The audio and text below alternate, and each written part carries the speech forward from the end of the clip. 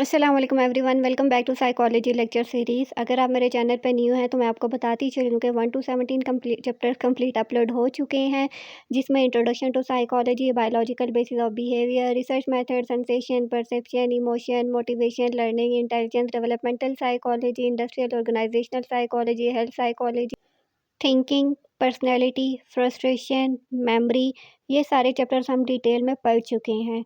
तो applied psychology में हम ये जितनी भी ब्रांचेस ऑफ साइकोलॉजी होती हैं उन सब के बारे में डिटेल में पढ़ते हैं।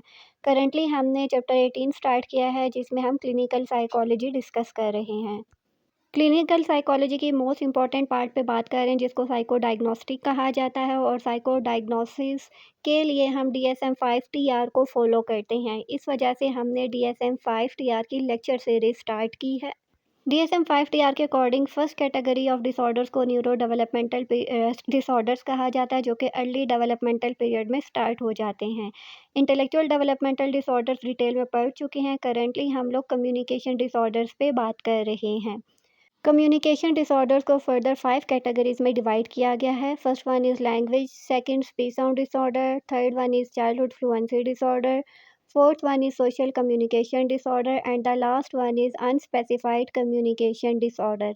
ये सारे डिसऑर्डर्स हम डिटेल में पढ़ चुके हैं with diagnostic criteria, causes and risk factors and their treatment. आज है एग्ज़ाम डे और आज हम देखते हैं कि जितने भी डिसऑर्डर्स हमने पढ़े हैं उसके कितने कॉन्सेप्ट्स हमारे क्लियर हैं। MCQ number 21 is an example of SPCD is. SPCD means social pragmatic communication disorder. A is mispronouncing S words as sounds. B. Speaking in formal tone with friends but casual tone in class. C. Failing to adjust language style based on listener. D. Avoiding eye contact due to shyness only. So the correct answer is C. Failing to adjust language style based on listener. ठीक है। Social pragmatic communication disorder में क्या होता है, persistence difficulty होती है, जिसमें बच्चा verbal and non verbal communication का यूज़ नहीं कर पाता। 22 is DSM-5 TR required social pragmatic communication disorder onset to be after age 18, early developmental period, in late adolescence, early in adulthood after injury. So the correct answer is early developmental period. ठीक है। जितने भी neuro developmental disorders हैं including communication disorders, ये सारे early developmental period में ही start होते हैं। 23 is which skill is most impaired in SPCD। ठीक है। सबसे ज़्यादा इश्यूज कौन सी स्किल में होते हैं? Word recall speed, conversational, turn taking, C motor coordination, D is visual spatial reasoning. So the correct answer is B conversational turn taking. तो conversational turn taking का मतलब ये है कि इन बच्चों को समझ नहीं आती कि कब इन्होंने बोलना है, कब इन्होंने वेट करना है कि सामने वाला अपनी बात को एंड कर ले। उसके अलावा कोड वर्डिंग्स को ये अंडरस्टैंड नहीं कर पाते, और सेंटेंस में जितने भी पॉजेज़ होते हैं उनको भी अंडरस्टैंड नहीं कर पाते। तो इसका इसलिए करेक्ट आंसर जो है वो बी है। 24 is difficulty understanding sarcasm or indirect request. Can you open the window? Is most characteristics of social pragmatic communication disorder, speech sound disorder, stuttering, or language disorder. So the correct answer is social pragmatic communication disorder, यानी A इसका जो है वो correct answer है। और sarcasm क्या होता है कि समटाइम्स हम लोग चीज़ों पे क्रिटिसाइज़ कर रहे होते हैं, और जो रियल होता है उसका हम ऑपोज़िट यूज़ करते हैं, या फिर हम कोई जोक वगैरह करते हैं, तो ये बच्चे जो होते हैं इस जोक और सरकैज़म वगैरह को अंडरस्टैंड नहीं कर पाते। Next is unspecified communication disorder is used when a full criteria for a specific communication disorder are met, B symptoms causes distress but lack enough information for a specific diagnosis. C. The disorder is temporary and mild. D. Symptoms are due to bilingual language interference. So the correct answer is B. Symptoms cause distress but lack enough information for a specific diagnosis. ठीक है। Means के communication disorders के symptoms तो होते हैं, लेकिन वो किसी एक क्राइटेरिया को या किसी एक डायग्नोस्टिक क्राइटेरिया को फुली मीट अप या मीट नहीं कर रहे होते। इस वजह से हम उनको अनस्पेसिफाइड कम्युनिकेशन डिसऑर्डर की कैटेगरी में ऐड करते हैं। 26 is the diagnosis is most often applied in research studies only, in emergency settings when assessment is incomplete, after thorough long-term evaluation only for adults. So the correct answer is in emergency situations या settings when assessment is incomplete.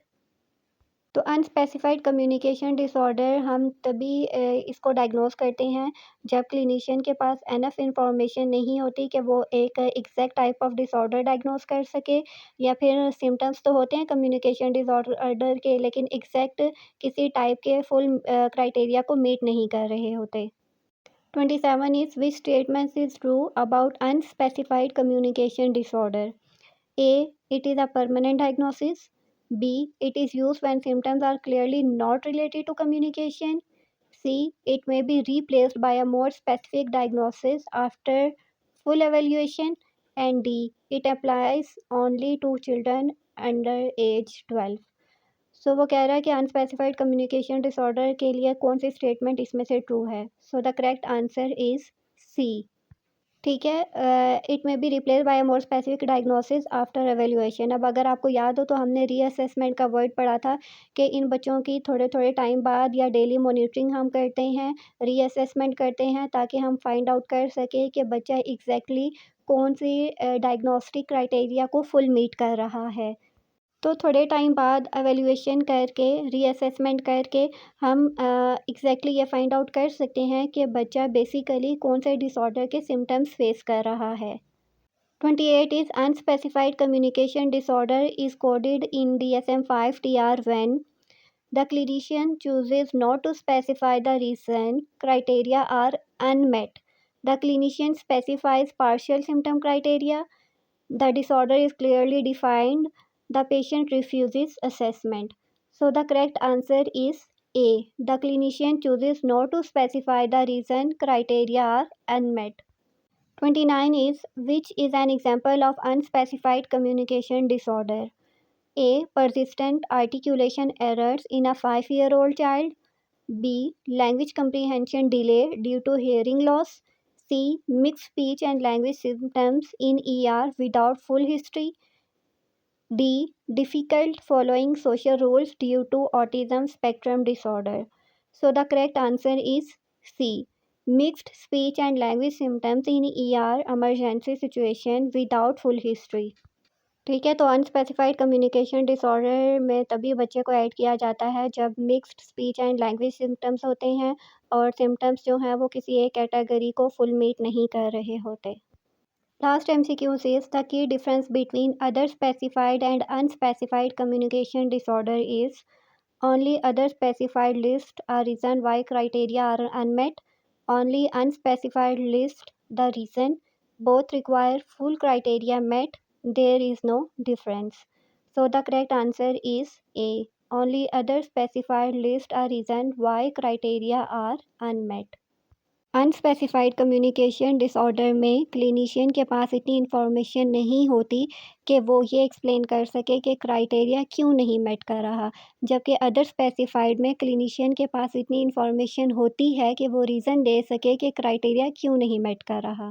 तो आप comments में बताएं कि आपके कितने answers correct थे और कितने रॉन्ग थे। अगर आपने लेक्चर्स अटेंड किए होते तो आपके सारे आंसर सही होने चाहिए थे। इसके साथ ही अपनी वीडियो एंड करते हैं। कोई सवाल हो कमेंट्स में पूछ सकते हैं। See you in the next video. Till then take care. अल्लाह हाफिज़।